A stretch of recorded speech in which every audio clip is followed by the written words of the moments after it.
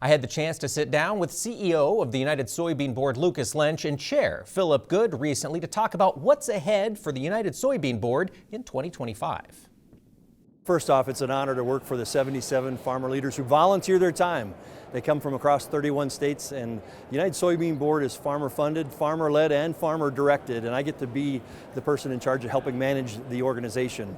And as we look ahead, Mike, there's no doubt, demand utilization is everything. That pull-through strategy, everything from our soybean meal and that as a feed element into our animal agriculture, poultry and pork are number one and number two clients, if you will.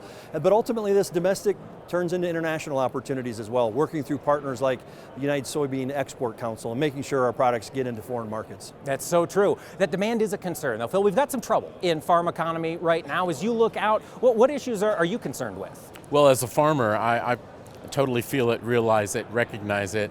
It's, looking for efficiencies, seeing what we can do. We're facing high input costs, lower market prices. So when I think about sustainability, I care and I'm passionate about my soil, the dirt, about the production on my farm, but it's also about financial sustainability. So at the United Soybean Board, we're looking to create value for the U.S. farmer. And so we're doing that in many ways, looking at yield robbers on the supply side, but creating demand on the demand side. So demand is so important. Exports are important. Poultry is important as our number one consumer of U.S. soy, but so are, I'm passionate about feeding the world. And so with that, I'm looking to work with our partners and to try to sell and move either whole soybeans, soybean meal, or meat. Lucas, can we get into a little more specifics? What initiatives are ahead in 2025 to help do that very thing? The way that we add value to soybean meal is we feed that animal agriculture. Specific is we get behind our pork exports, and we work through our poultry exports through the USAPEAC partnership. That's U.S. Poultry and Egg Export Council. That's also the National Pork Board. As we work with and through partners like that, it helps us get those markets where we add a valued-added product in our meat supply, if you will, what we raise here in the United States. I think the other side of that is just our industrial uses.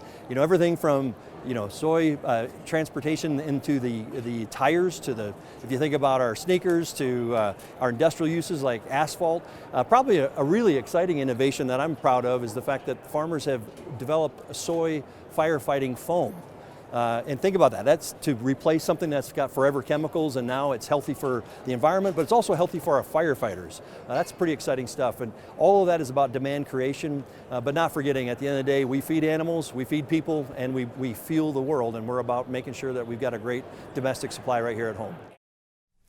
Thanks to CEO LENTSCH and Chair of the United Soybean Board, Philip Good, for filling us in on their priorities as we look ahead to what could be a volatile year in 2025.